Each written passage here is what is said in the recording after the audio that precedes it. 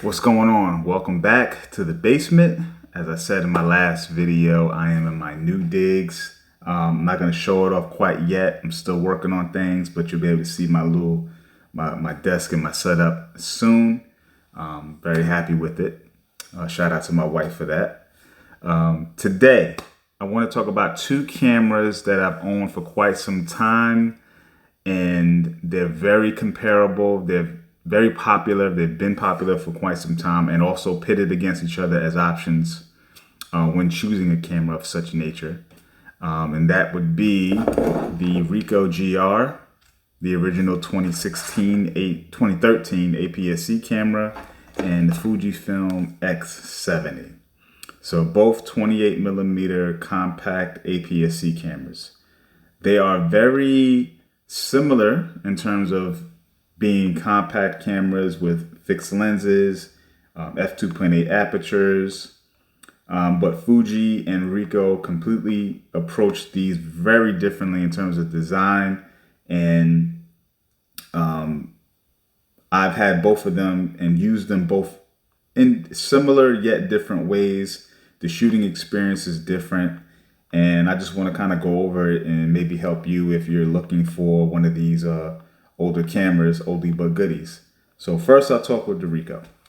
As most people know, I am a Fuji guy, but I have had a few Ricoh cameras. I did have the Ricoh GR-D4, which is the small sensor version of this, which is before they, obviously most people know that Ricohs have been known for their film cameras in the past, and then they embarked on the digital cameras, but they started with very small sensor cameras, 1/1.7" sensors. But they were still very good, and they had bright apertures, so still very usable, very fun to use, and small. They were actually a bit smaller than this, so I think it's the same size as the Ricoh GR3 is today because of the omission of the flash. So this model is the Ricoh GR, original APS-C. So they had the 2 and then they had the 3, which, like I said, removed the flash. But this one, I think only things missing from the 2 versus the original is that this doesn't have Wi-Fi. So there is no Wi-Fi in this particular model. If you want the Wi-Fi, you got to go with the GR2. Okay, but other than that, it's what I like about it. Let's talk about that first. It is stealth. It's all black.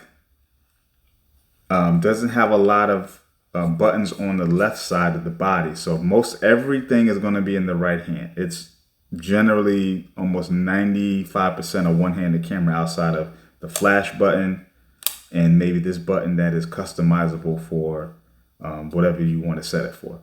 I almost don't even use that, hardly ever. And has a front dial here.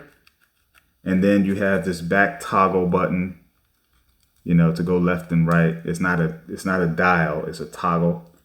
And then you have your 4-way controller for, macro.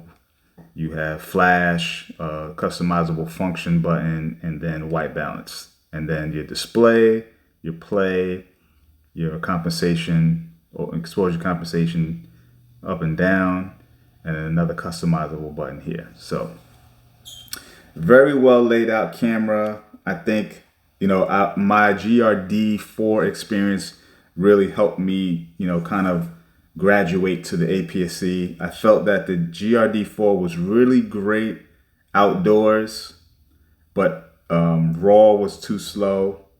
And once you got indoors, you were kind of limited to using the flash in most situations.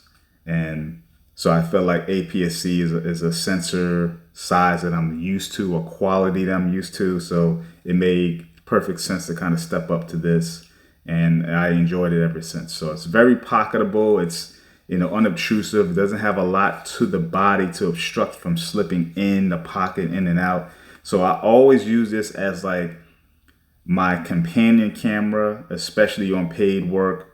I'd have my, bodies with bigger lenses, and I'd have that, but this can kind of be like my stealthy little shooter. So when I'm doing a little down in between shots, I can take like those candid shots, or kind of because it's 28 millimeters, I can shoot wide in a, bigger setting and really capture what you see.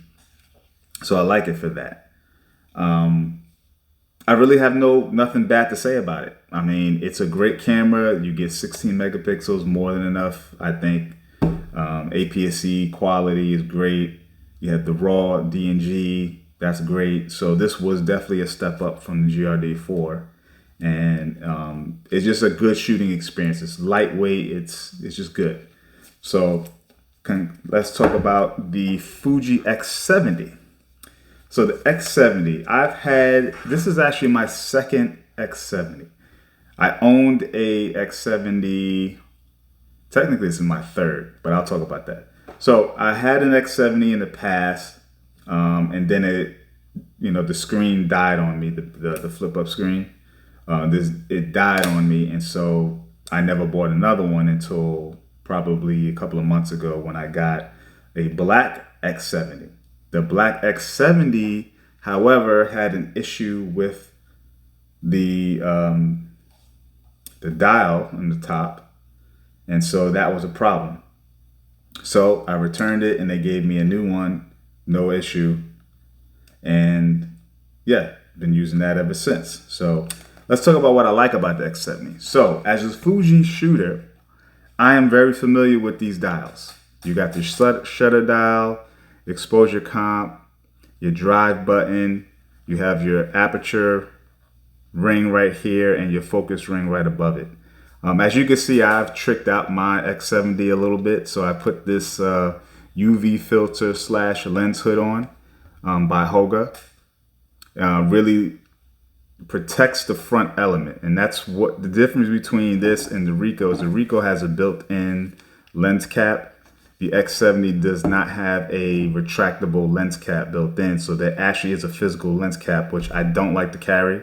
So what I did was get this lens hood that I had from my X100T, which I no longer have, and I put it on the X70. So it actually gives me UV filter and a lens hood built in one piece. What adds some bulk, which definitely makes it a different camera, but that little heft is actually not that bad. Also, I have this leather half case. That's an official Fujifilm product. So really adds a little bit extra grip and really feels good. Now let's talk about the handling between the two real quick. The handling on the Ricoh out of the box is good and better than the X70 out the box without this half case. But I would say when I add the half case to the X70, I like this handling a little bit better, especially if you have big hands and you want this to be your serious shooter. Like if you're being serious and this is your primary camera, I think you rig this up. What I do like about it is that when I take this case off and I take the lens hood off, I can get the same pocketable experience that I get with the Ricoh. And so I have two ways to shoot the X70 from a handling perspective that I don't necessarily need or want with the Ricoh. And that's not to say it's a bad thing for Ricoh, because Ricoh is a good camera. You don't really need to rig it up. And I think its best quality is its stealth, the stealth nature of it being, less obtrusive. This is more obtrusive. It has, this little flip around the, aperture ring. It's got dial. So you're touching it. You're touching it with two hands. You're involved in it. It has a flip screen, which is really good, for selfies if you do that, or waist level shooting. You're more involved with the X70 that you're not necessarily involved. You're being a ninja with this. You're being a samurai with the X70. The samurai is showing you I'm coming to do battle. The ninja is trying to do it in stealth. And I think that's how I approach both these cameras and why, to me, they feel very different. But here's my conundrum, guys. I cannot justifiably keep both these cameras. In my collection right now, I've been trying to create space for each camera to have a place in the lineup. Right now, I have 6 cameras. I have the X70, the Ricoh GR, the Fuji X30, the Fuji XS10, the Fuji X-T2, and the Fuji X Pro 2. So if you look at this, if you're the coach of a basketball team, you've got 6 players, right? I want to get down to my starting 5, and I want to run with those starting 5. In this game, there is no bench, right? There is no bench, except for my GoPro. My GoPro and my phone are going to be the bench, right? They're the bench players. And my lomography, instant cameras. Those are going to be my bench players, right?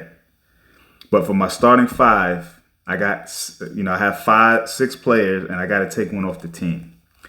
It's going to come down to these 2 because all the other cameras have a specific place. My X Pro 2 and XT2 are my weather resistant pro bodies that are interchangeable. So those go with me for pro work. I can also still use them for personal, but primarily they are consider my work cameras. My XS10 is my vlog camera when I'm not using my phone like I am right now. My phone comes off the bench behind my XS10. It makes sense, right? So my XS10 is the starter. My phone is the bench player. My X30 is a fixed lens, small sensor, zoom camera with great handling. So that's I consider that like my minivan. I can do a lot with that, one camera. And then now it comes down to my shooting guards, right? These are my 2 shooters. I don't need both of them. And so I have to choose which one is going to take the starting role, because my X30 is going to be the other guard on the team, right? So I think I'm going to choose the X70. Now, I think I've already alluded to why, and that is because I can make this handle like the Ricoh GR by stripping down all these extra features that, extra accessories that I put on it, while also still being able to beef it up and be my primary, camera at times when I want to just, carry one small camera, but not the interchangeable ones. Because I also have a optical viewfinder that I did not show, that I can actually put on this and get that kind of eye level experience.